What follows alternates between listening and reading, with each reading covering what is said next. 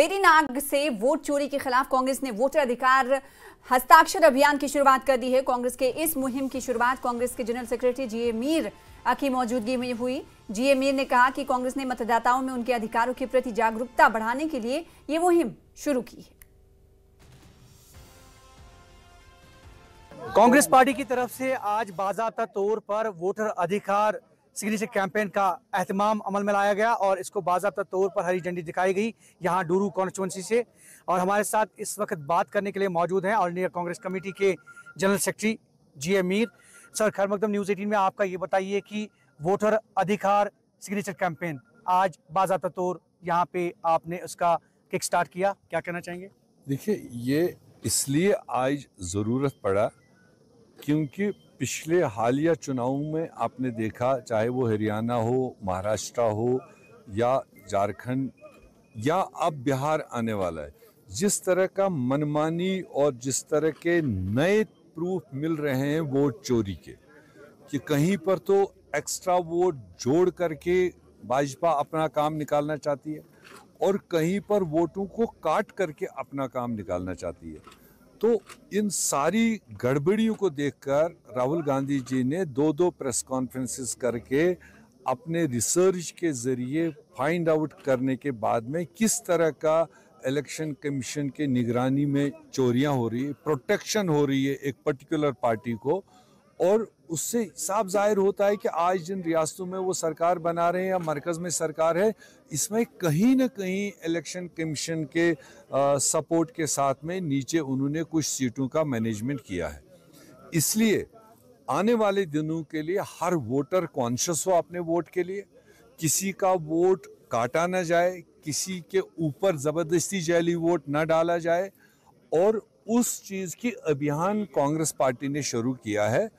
इसीलिए हम वोट अधिकार सिग्नेचर कैंपेन पूरे देश भर में इस वक्त जारी है, जो 15 अक्टूबर चलेगा, और इसी के साथ में वोट चोरी को फर्दर रोकने के लिए, ताकि वोट कटे ना, वोट गलत जुड़े ना और चोर दरवाजे से लोग चुन के ना आए, उस बात का अभियान कांग्रेस पार्टी ने 15 सितंबर से 15 अक्टूबर का डेडलाइन दिया है। Ghulam Ahmad Mir, all India Congress committee के जनरल सेक्रेटरी, और इन्होंने वोटर अधिकार के हवाले से बात की और कहा कि ये जो सिग्नेचर कैंपेन है, अगर हम बात करें वोटर अधिकार सिग्नेचर कैंपेन की, तो यहाँ डूरू कॉन्स्टिट्यूंसी से इसका आगाज हो गया है और कहीं ना कहीं ये मुतमन्नी है और तवक्का जाहिर कर रहे हैं कि इंसाफ मिलेगा और ये जो कैंपेन है ये बिल्कुल ज़ाया नहीं होगी और यकीनी तौर पे वोटर का अधिकार, उसको अपना अधिकार मिलना चाहिए। ज़ोहर रिजवी, न्यूज़ 18 नेटवर्क, डूरू, अनंतनाग।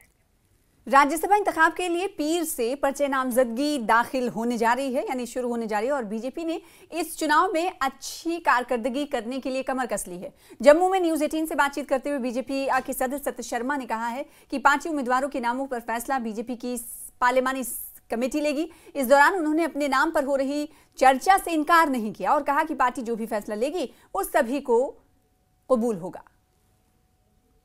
शर्मा मेरे साथ मौजूद हैं। कल शुरुआत होगी जो राज्यसभा के लिए नॉमिनेशन फाइल करने हैं, बीजेपी कब तक नामों की घोषणा कर सकती है? ऐसा है कि कल नोटिफिकेशन निकलेगी, 13 तारीख तक नाम जो है वो तय होने हैं। यहाँ पर भी चर्चा होगी और उसके बाद पार्लियामेंट्री बोर्ड डिसाइड करता है। जो भी पार्लियामेंट्री बोर्ड डिसाइड करेगा उसी के अंतर्गत जो है यहाँ पर से नॉमिनेशन भारतीय जनता पार्टी की तरफ से फाइल। जो कोर ग्रुप की बैठक हुई है, मीटिंग हुई है, उसमें ये भी बात निकल के आई है, चर्चा आपके नाम की भी है। देखिए, हम लोग पार्टी के कार्यकर्ता हैं। भारतीय जनता पार्टी में देश के प्रधानमंत्री जी ही नेता हैं, बाकी सभी कार्यकर्ता हैं। पार्लियामेंट्री बोर्ड जो डिसाइड करता है उसमें कोई मायने नहीं रखता कौन है। खासतौर पर मैं अध्यक्ष होने के नाते पार्टी का कैंडिडेट जीते, इसके लिए हम लोगों ने प्रयास करना है और हम लोग जीते। इसके साथ कांग्रेस पार्टी का ये कहना है कि वापस हम स्टेटहुड के लिए एजुकेशन रिस्टोर करेंगे, क्योंकि हमने आज भगवान वाल्मीकि जी का प्रकाशोत्सव है, उसको मनाने के लिए हम यहाँ पर एकत्रित हुए हैं। आपको उनके इस प्रकाशोत्सव पर ढेर सारी शुभकामनाएं हैं, ढेर सारी बधाई है। भगवान वाल्मीकि जी का, भगवान श्री राम का आशीर्वाद आप पर भी बना रहे।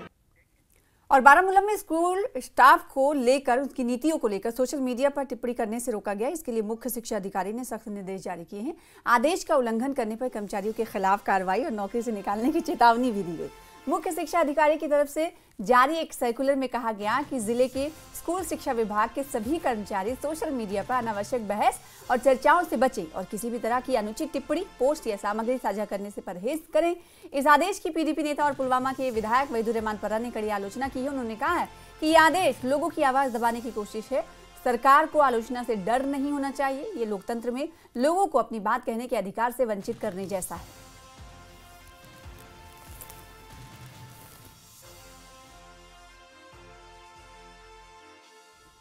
सरकारी नीतियों पर टिप्पणी करने से मनाही है और इस ऑर्डर के बाद वहीदुर रहमान पर्रा ने सोशल मीडिया एक्स पर पोस्ट किया है और पोस्ट करने के बाद उन्होंने नाराजगी का इजहार किया कि ये तो लोकतंत्र की आवाज़ दबाने के मुतरादिफ है। लोकतंत्र की आवाज़, जमहूरियत की आवाज़ दबाने के बराबर अब शिक्षा विभाग की तरफ से फैसला लिया गया है कि जो स्टाफ है वो किसी भी तरह का तबसरा ना करे। सोशल मीडिया पर किसी भी तरह से तबसरा करने पर रोक का ये ऑर्डर है, जिस मनाही की गई है। जिसके बाद वहीदुर रहमान पर्रा, जो कि पीडीपी के पुलवामा से विधायक हैं, उन्होंने अब से कुछ देर पहले न्यूज़ 18 जम्मू कश्मीर से बात भी की थी और सोशल मीडिया एक्स का भी सहारा लेते हुए इस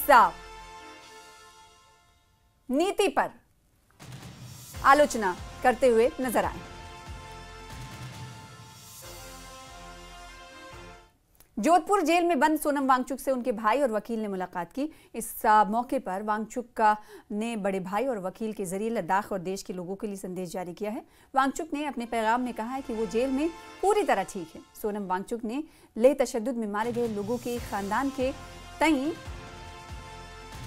तशवीश का इजहार किया और कहा कि 4 लोगों की मौत की जुडिशियल जांच होनी चाहिए और जब तक जुडिशियल जांच नहीं होती वो जेल में रहने को तैयार है। अपने पैगाम में वांगचुक ने कहा कि लद्दाख के लिए रियासत का दर्जा और 6th शेड्यूल में शामिल करने की मांग को लेकर वो अभी भी कायम है और लोगों की इसके लिए गांधीवादी तरीके से अपना संघर्ष जारी रखना चाहिए लोगों को भी। साथ ही साथ उन्होंने कहा कि इस मुद्दे पर लेह अपेक्स बॉडी जो भी फैसला लेगी वो उसके साथ है।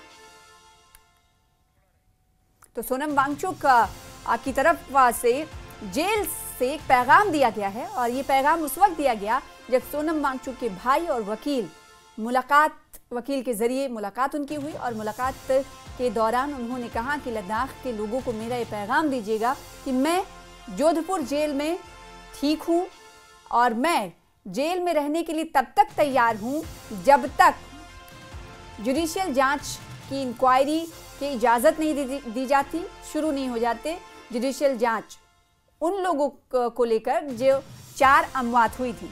आपको बताएं कि 24 सितंबर को हिंसा भड़की थी और हिंसा भड़कने के बाद हमने देखा कि सोनम वांगचुक को 2 से 3 दिन के बाद गिरफ्तार किया गया था एनएसए के तहत और गिरफ्तार करने के बाद उन्हें जोधपुर जेल लाया गया और आज पहली बार, आपको याद होगा कि कुछ दिन पहले इनकी पत्नी गीतांजलि ये आरोप लगा रही थी, इल्ज़ाम लगा रही थी कि सोनम वांगचुक से मिलने के लिए कोई रास्ता नहीं नजर आ रहा है, सरकार कुछ सुन नहीं रही, इसीलिए उन्होंने सुप्रीम कोर्ट का दरवाज़ा खटखटाया है।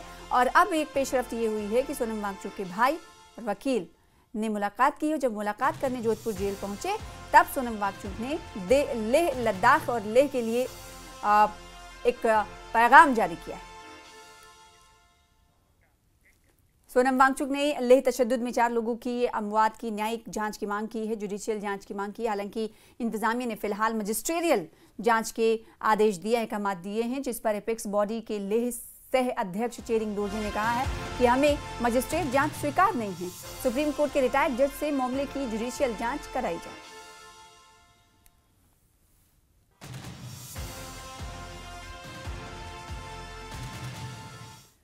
और लेह में जिला इंतजामिया ने इतवार को नए अहकामात जारी करते हुए सभी स्कूलों, दुकानों और मुसाफिर गाड़ियों को खोलने की इजाज़त दी। अब सभी दुकानें सुबह 7 बजे से शाम 6 बजे तक खुली रहेंगी। इसके साथ ही पब्लिक का ट्रांसपोर्ट यानी बसें भी चल सकेंगी और क्लास 12th तक के सभी स्कूल भी खुले रहेंगे। ये अहकामात अगले अहकामात तक लागू रहेगा। इंतजामिया ने जनता से इन तमाम रूल्स का पालन करने के लिए कहा है और साथ ही साथ सजग रहने की भी इंतजामिया की तरफ से आवाम से अपील की गई।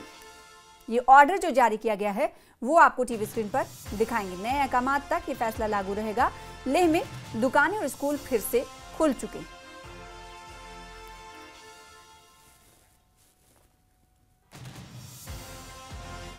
और अब खबर राजौरी से है, जहां पीडीपी की जिला इकाई ने बाबा गुलाम शाह बादशाह यूनिवर्सिटी की बदहाल हालात को लेकर जोरदार एहतजाजी मुजाहरा किया। कारकुनान ने सरकार के खिलाफ नारेबाजी की और मांग की कि यूनिवर्सिटी में खाली सीटों को जल्द भरा जाए। साथ ही कहा कि स्टाफ की भारी कमी के चलते छात्रों की पढ़ाई मुतासिर हो रही है। एहतजाजी मुजाहिरीन ने इल्जाम लगाया कि सरकार की लापरवाही की वजह से यूनिवर्सिटी पिछले कई बरसों से मसाइल से जूझ रही है। साथ ही साथ इन तमाम एहतजाजी मुजाहिरीन ने इंतबाह दिया कि अगर मांगे पूरी नहीं हुई तो आंदोलन और तेज किया जाएगा।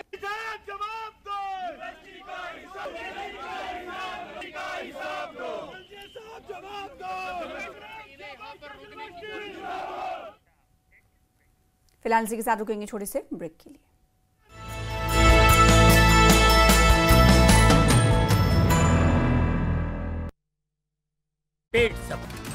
रियासी पुलिस ने मादक पदार्थों को लेकर बड़ी कार्रवाई की है। 10 कुख्यात नशा करने वाले पर मामला दर्ज किया गया। आरसपुरा के गांव अब्दुलिया में हुआ विशाल दंगल। काका पहलवान ने जीता पहला मुकाबला। नामी पहलवानों ने दिखाए अपने अपने जौहर। आरसपुरा में बीजेपी विधायक नरेंद्र सिंह रैना ने वार्ड संख्या 10 में सड़क पर तारकोल डालने के काम का किया शुभारंभ। कहा बेहतर सड़क बनाने में राहगीरों को इससे फायदा मिलेगा। डोडा में सेना में ऑपरेशन सद्भावना के तहत निशानेबाजी प्रतियोगिता का आयोजन किया गया है। जिले भर के युवा निशानेबाजों ने हिस्सा लिया है। डोडा के उपायुक्त हरविंदर सिंह इस दौरान मौजूद रहे। बारामूला के हरदू अबूरा कुंजर में प्राथमिक स्वास्थ्य केंद्र में बुनियादी सुविधाओं और कर्मचारियों की कमी। स्वास्थ्य सेवाएं न मिलने से ग्रामीण परेशान है। बीएमओ से लगाई स्वास्थ्य केंद्र को अपग्रेड करने की मांग। अखनूर के जूरिया में अवैध निर्माण पर प्रशासन की कार्रवाई। एसडीएम अखनूर और तहसीलदार की अगुवाई में टीम ने चलाया अवैध इमारत पर बुलडोजर। श्रीनगर में होगा 59वें राष्ट्रीय स्कूल खेलों का आयोजन। प्रदेश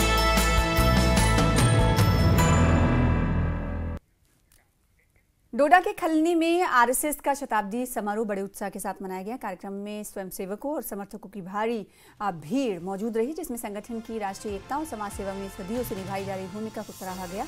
बीजेपी जम्मू कश्मीर के उपाध्यक्ष और डोडा पश्चिम के विधायक शक्तिराज परिहार ने आरएसएस की निस्वार्थ सेवा की प्रशंसा की। साथ ही कहा कि आरएसएस लगातार लोगों को राष्ट्र की प्रगति और सामाजिक समानता के लिए प्रेरित करता रहेगा। राष्ट्रीय स्वयं संघ की तरफ से आज यहाँ पे जो हमारा मरमत खलैनी खंड है, यहाँ पे पथ संचालन आज यहाँ पे, जिसमें सैकड़ों स्वयंसेवक जो खलैनी से और मरमत दोनों मंडलों से, इस पूरे खंड से आज उन्होंने यहाँ पे भाग लिया। सब जानते हैं कि आरएसएस राष्ट्रीय स्वयंसेवक संघ जो 100 साल पूरे हुए हैं इस ऑर्गेनाइजेशन को बने हुए, और ये शताब्दी वर्ष मनाया इसका जा रहा है। और सारे जितने भी संगठन हमारे हैं सारे मिलके, अभी तो आज शुरुआत इसकी हुई है, आगे जाके और 5-6 कार्यक्रम ऐसे रहेंगे। पत्र है वो घर घर तक पहुंचाने का काम होगा। और इतवार को आरएसएस की जानिब से बिश्ना में पथ संचलन प्रोग्राम का इनेकाद किया गया। प्रोग्राम की शुरुआत मां भारती को नमन करने से हुई, जिसके बाद आरएसएस की कारकुनान ने 100 सालों की योगदान और राष्ट्रभक्ति के विचार साझा किए। इस विशेष मौके पर देश भर में पथ संचलन कार्यक्रम चलाए जा रहे हैं। प्रोग्राम में भाग लेने वाले स्वयंसेवकों ने देश के प्रति अपनी निष्ठा और समर्पण का संकल्प लिया।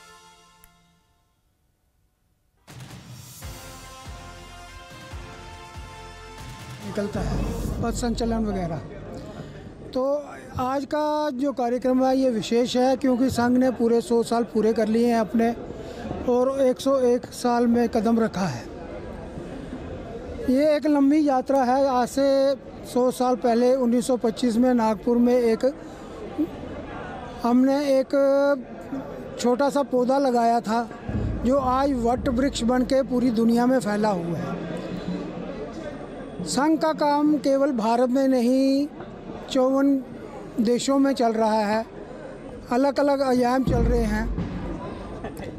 इसमें अखिल भारतीय विद्यार्थी परिषद है, वनवासी कल्याण आश्रम है, भारतीय मजदूर संघ है, सेवा भारती है, एकल्य विद्यालय हैं, भारतीय विद्या मंदिर है, सक्षम है और अनेक संस्थाएं हैं जो आज समाज में अपने देश के लिए देश प्रथम रख के काम कर रहे हैं। निष्भाव से बिना कुछ मांगे और कामना किए हुए कि हमें इसके बदले में कुछ मिलेगा, निष्भाव से सेवा कर रहे हैं। रामबन के विधायक अर्जुन सिंह राजू ने सनासर इलाके में जनता दरबार का इनेकाद किया और मकामी लोगों के मसाइल सुने। सड़क, सेहत, बिजली और तालीम से जुड़े मुद्दों को लेकर बड़ी तादाद में मकामी लोग और साथ ही साथ एनजीओ और नौजवान शामिल हुए और एमएलए ने सभी शिकायतों को संजीदगी से लेते हुए मुताल्लिका महकमे को कार्रवाई के अहकाम जारी किए और साथ ही साथ तरक्की के कामों की खुद से निगरानी करने का भरोसा भी दिलाया। साथ ही साथ उन्होंने कहा कि हर इलाके तक बुनियादी सुविधाएं, बुनियादी मसाइल को सही करने और उनकी तमाम मसाइल को हल करने के लिए मैं यकीन दिलाता हूँ।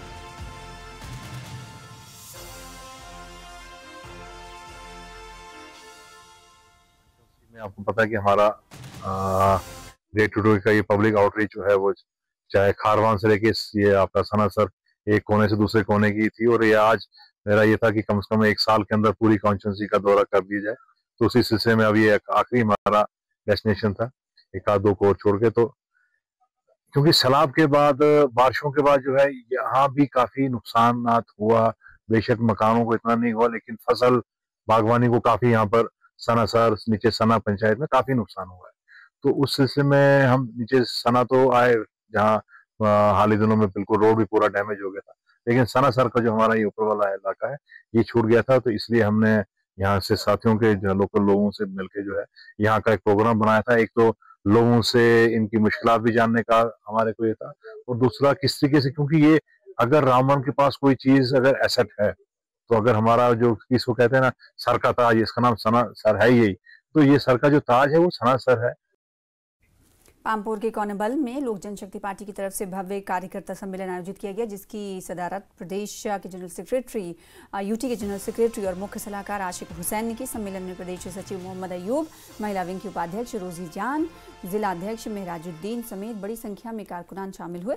इस दौरान पुलवामा जिले के नए सदर का चुनाव भी किया गया और कई नए मेंबर पार्टी में शामिल हुए। आशिक हुसैन ने जम्मू कश्मीर के तरक्की, अमन और नौजवानों के लिए रोजगार के लिए पार्टी की तरफ से यकीन दहानी कराई। यह है कि यहाँ के लोगों की बहुत सारे ग्रीवेंस थे जो कई पार्टियों से मुंसलिक थे, जुड़े हुए थे। आज उन्होंने हमारी लोक जनशक्ति पार्टी का दामन थाम लिया है और ये उम्मीद लेके कि 70 साल में जिनके साथ इत्तिसाल हुआ है, अब वो लोग सेंटर जो हमारी पार्टी है, गवर्नमेंट के अलायंस पार्टनर है वजीर आजम हिंद श्री नरेंद्र मोदी जी के साथ, और हम आपके माध्यम से पूरे जम्मू एंड कश्मीर के लोगों को आश्वासन देते हैं कि जो भी आपके लीगल मसले होंगे हम हल करने की कोशिश करेंगे। और लोक जनशक्ति पार्टी के राष्ट्रीय महासचिव संजय सर्राफ ने कुलगाम के किलाम में पार्टी कार्यकर्ताओं की बैठक को संबोधित किया। उन्होंने कहा कि बिहार चुनाव में पार्टी को बेहतर नतीजों की उम्मीद है। साथ ही कहा कि पार्टी जमीनी स्तर पर मजबूत हो रही है और जनता का भरोसा लगातार बढ़ रहा है। वहीं संजय सर्राफ ने यासीन मलिक को हत्यारा करार देते हुए कहा कि अदालत ही उसके भाग्य का फैसला करेगी। तो संजय सर्राफ की तरफ से खिताब किया गया। कुलगाम के किलांग में एलएलजीपी लोक जनशक्ति पार्टी की तरफ से इस प्रोग्राम का इनेकाद किया गया था और कहा गया कि बिहार में पार्टी अच्छी कारकर्दगी का मुजाहरा करेगी, एलजेपी को अच्छी सीटें हासिल होंगी। साथ ही साथ इस मौके पर आवाम की तमाम बुनियादी सहूलियात के हवाले से संजय सर्राफ ने कहा कि इसको लेकर वो प्रतिबद्ध हैं और ये भी कहा कि ये कारकुनों की जो बैठक हो रही है इसमें मैं बता देना चाहता हूँ कि जो पब्लिक ग्रीवेंसेस है ये कहीं ना कहीं जल्द ही ठीक किया जाएगा और आला हुकाम तक पहुँचाया जाएगा। तमाम मसाइल का हल करवाया जाएगा, तमाम मसाइल को हल कराने की यकीन दहानी कराई। जम्मू क्राइम ब्रांच ने जॉब स्कैम, वीजा फ्रॉड और सरकारी फंड की हेराफेरी से जुड़े मामलों में 16 मुलजमीन के खिलाफ FIR दर्ज की है। मुलजमीन में चंडीगढ़ की एक कंपनी के शीर्ष अधिकारी, टॉप ऑफिसर, सरकारी महकमे के मुलाजमीन और साथ ही साथ एक अधिवक्ता भी शामिल है। इस आरोपों में करोड़ों की धोखाधड़ी, दस्तावेज में फर्जीवाड़ा, सरकारी फंड की गैर कानूनी निकासी शामिल है। इस मामले में क्राइम ब्रांच की जांच जारी है।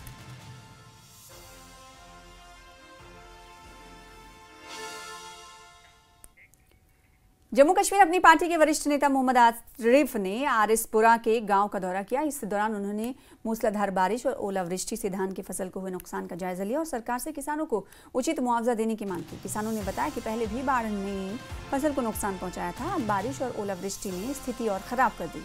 आरिफ ने किसानों के कर्ज माफी और मुफ्त बिजली की भी मांग की ताकि वो अगली फसल की तैयारी कर सकें।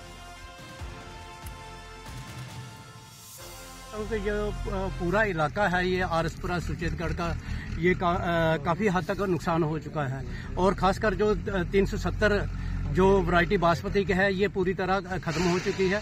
तो ऐसे में मैं कह सकता हूँ कि सरकार को इसके बारे में सोचना चाहिए और खासकर जिन किसानों ने KCC बनाए हैं उनका KCC का ये कंपनी द्वारा जो है इनका मुआवजा मिलना चाहिए और सरकार को इसके बारे में जल्द से जल्द ये सोचना भी चाहिए कि ताकि किसान जो अगली फसल के लिए तैयार हो सके। अगर सरकार अगर मदद नहीं करती तो ये किसानों के लिए बहुत मुश्किल की घड़ी होगी कि आने वाली फसल लगा पाना जो है ये मुश्किल होगा। तो एक तो सरकार ये कहती है कि ये किसान जो हमारे अन्नदाता हैं, लेकिन अगर अन्नदाता के पास अगर अन्न नहीं होगा तो ये दाता कैसे बनेंगे।